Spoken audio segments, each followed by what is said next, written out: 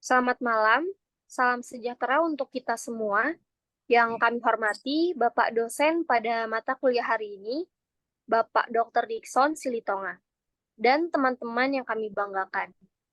Pertama-tama, marilah kita panjatkan puji dan syukur kehadirat Tuhan Yang Maha Esa. Atas karunia-Nya, kita dapat melaksanakan perkuliahan pada malam ini dalam keadaan sehat dan bahagia. Adapun materi yang akan kami sampaikan pada malam hari ini mengenai kebijakan fiskal di Indonesia. Sebelumnya, izinkan kami dari kelompok 7 memperkenalkan diri. Perkenalkan, nama saya Citra Devi Tasya dengan NIM 22910-22002. Selanjutnya ada rekan kami. Perkenalkan, saya Caroline Susanto dengan NIM 22910-22006. Perkenalkan, saya Egyan Safal Herlambang dengan NIM 22910-22015. Baik, tanpa berlama-lama, langsung saja kita masuk ke materinya. Yang pertama, definisi kebijakan fiskal yang akan dibacakan oleh saya sendiri. Apa itu kebijakan fiskal? Kebijakan fiskal adalah instrumen penting dalam mengendalikan keadaan ekonomi dan mengarahkan pertumbuhan ekonomi yang berkelanjutan. Pengeluaran, pajak, dan instrumen fiskal adalah elemen utama dari kebijakan fiskal yang bertujuan untuk mencapai stabilitas ekonomi dan pertumbuhan berkelanjutan. Selanjutnya, tujuan utama kebijakan fiskal di Indonesia. Tujuan utama kebijakan fiskal di Indonesia, seperti halnya di banyak negara lain, adalah untuk mencapai stabilitas ekonomi dan pertumbuhan ekonomi yang berkelanjutan. Beberapa tujuan utama kebijakan fiskal di Indonesia mencakup stabilitas makroekonomi, pertumbuhan ekonomi, pemerataan pembangunan, fiscal sustainability, investasi dalam infrastruktur, pengendalian defisit anggaran, peningkatan kesejahteraan masyarakat. Selanjutnya, macam-macam kebijakan fiskal, yaitu ada pengeluaran, pajak, hutang, kontrasepsional, subsidi, dan transfer.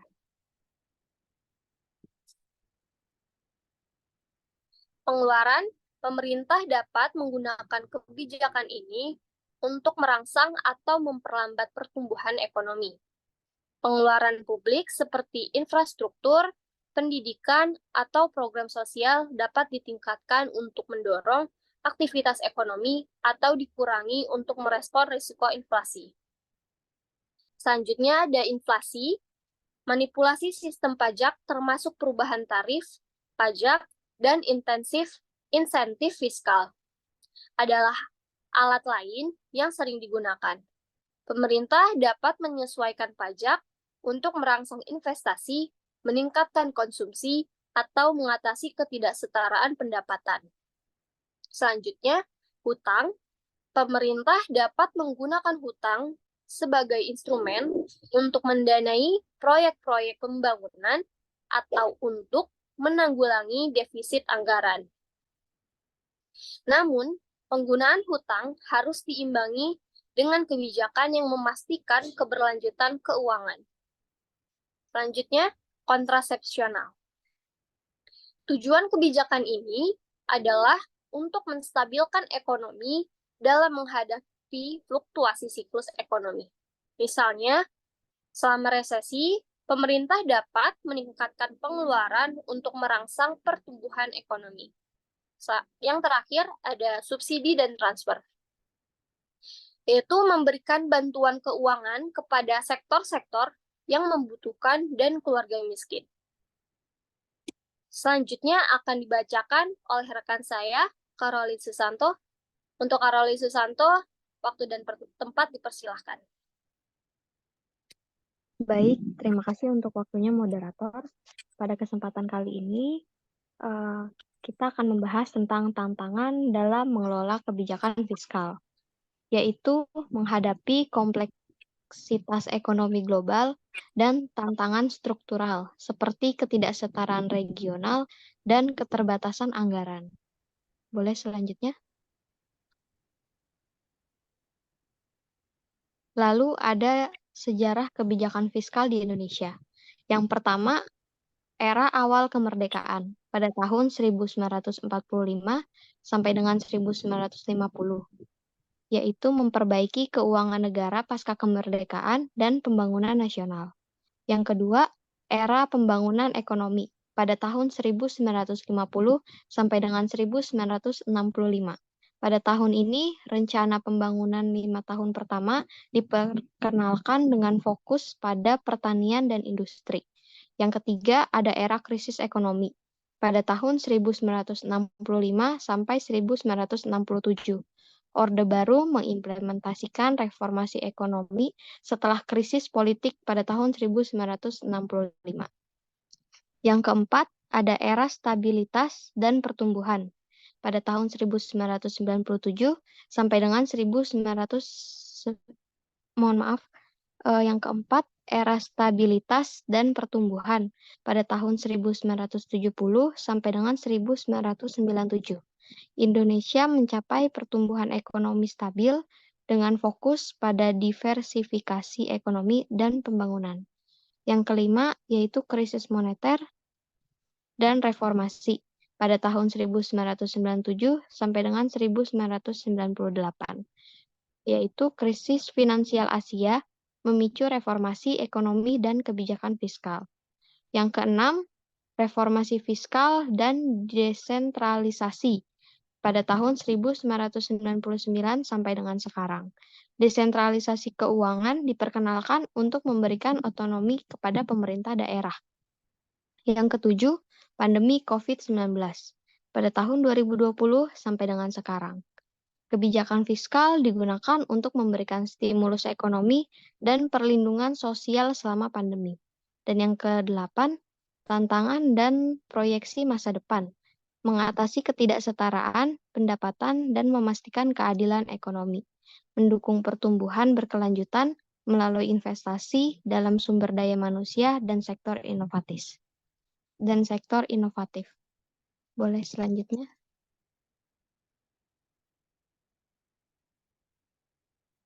Dampak implementasi kebijakan fiskal ada 3, yaitu stabilitas ekonomi, pertumbuhan, dan distribusi perekonomian. Stabilitas ekonomi yaitu kebijakan fiskal yang digunakan sebagai alat proaktif untuk menanggapi fluktuasi ekonomi, menjaga stabilitas, dan mencegah defisit anggaran yang berlebihan. Kedua, pertumbuhan yaitu kebijakan fiskal yang memberikan stimulus dengan meningkatkan pengeluaran pemerintah, terutama dalam infrastruktur, mendukung pertumbuhan ekonomi jangka pendek dan panjang. Yang ketiga, distribusi perekonomian. Melalui sistem pajak dan program perlindungan sosial, kebijakan fiskal berupaya mengurangi ketidaksetaraan pendapatan dan meningkatkan distribusi ekonomi. Saya kembalikan kepada moderator. Terima kasih. Baik, terima kasih pada Karolin Susanto. Selanjutnya akan dibacakan oleh rekan kami, Egyan Syafalen. Waktu dan tempat dipersilahkan. Baik, terima kasih, moderator. Saya akan membaca tentang tantangan dan hambatan kebijakan fiskal yang terdiri dari keterbatasan anggaran, perubahan kondisi ekonomi global, ketidakpastian faktor eksternal, implementasi dan koordinasi antar lembaga.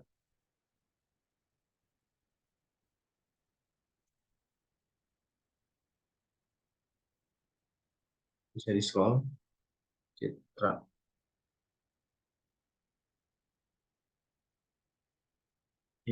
Dan tantangan struktural ekonomi, masalah ketidaksetaraan regional, penerimaan pajak dan administrasi pajak, reformasi birokrasi.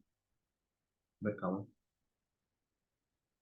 Ya, untuk keterbatasan anggaran, keterbatasan anggaran seringkali menjadi hambatan, terutama ketika pemerintah menghadapi tekanan untuk menjaga keseimbangan antara pembiayaan proyek-proyek strategis dan menjaga defisit anggaran dalam batas yang wajar. Kedua, perubahan kondisi ekonomi global.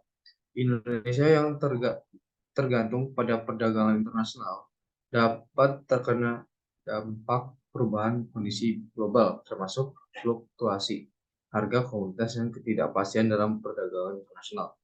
Ketiga, ketidakpastian faktor eksternal. Ketegangan geopolitik dan bencana alam dapat mengganggu pelaksanaan kebijakan fiskal dengan memaksa penyesuaian atau realokasi anggaran. Keempat, implementasi dan koordinasi antara lembaga. Kurangnya koordinasi antar lembaga-lembaga pemerintah dapat menghambat efisiensi dan efektivitas implementasi kebijakan fiskal.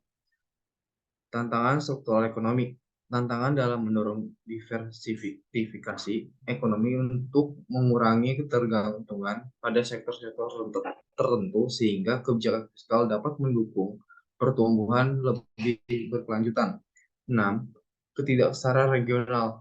Tantangan untuk meredam ketidaksetaraan pembangunan antar daerah sehingga kebijakan fiskal dapat memberikan dampak positif secara merata. Ketujuh, penerimaan pajak dan administrasi pajak. Administrasi pajak yang kurang efisien dan rendahnya kepatuhan pajak dapat membatasi penerimaan yang dapat dialokasikan untuk kebijakan fiskal. 8. Reformasi birokrasi. Tantangan dalam melakukan reformasi birokrasi untuk memastikan efisiensi dan akuntabilitas dalam pelaksanaan kebijakan fiskal. Selanjutnya,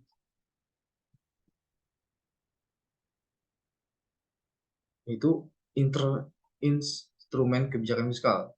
Yang pertama adalah pengeluaran pemerintah, kedua pajak, ketiga hutang negara, keempat kontrasepsional. Next. Pelaksanaan kebijakan fiskal di Indonesia, perkembangan administratif, dan upaya reformasi birokrasi untuk menyempurnakan kebijakan fiskal di Indonesia. Next. Kesimpulan dan saran. Kebijakan fiskal di Indonesia memiliki tujuan yang jelas, mendukung dalam menghadapi tantangan global dan lokal. Saran penting meliputi penguatan kapasitas administrasi, koordinasi antar lembaga, diversifikasi ekonomi, perbaikan administrasi pajak, dan reformasi birokrasi, keadilan ekonomi, monitor dan evaluasi peningkatan keterlibatan publik. Penerapan langkah-langkah ini diharapkan untuk membantu meningkatkan efektivitas kebijakan fiskal di Indonesia mencapai tujuan utama dan mengatasi berbagai tantangan yang mungkin muncul. Next.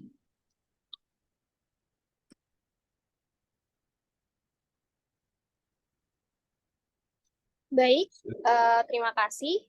Berakhir sudah materi presentasi yang kelompok kami sampaikan terkait kebijakan fiskal di Indonesia. Terima kasih sebesar-besarnya kepada Bapak Dr. Dickson Silitonga dan teman-teman semua yang telah menyaksikan presentasi kami. Kami berharap materi yang kami sampaikan dapat bermanfaat bagi kita semua. Jika ada pertanyaan, saran, dan kritik, kami persilahkan. Terakhir, kami ucapkan terima kasih atas waktu dan perhatiannya. Sampai jumpa pada pertemuan berikutnya. Selamat beraktivitas dan semoga hari kita semua menyenangkan. Terima kasih.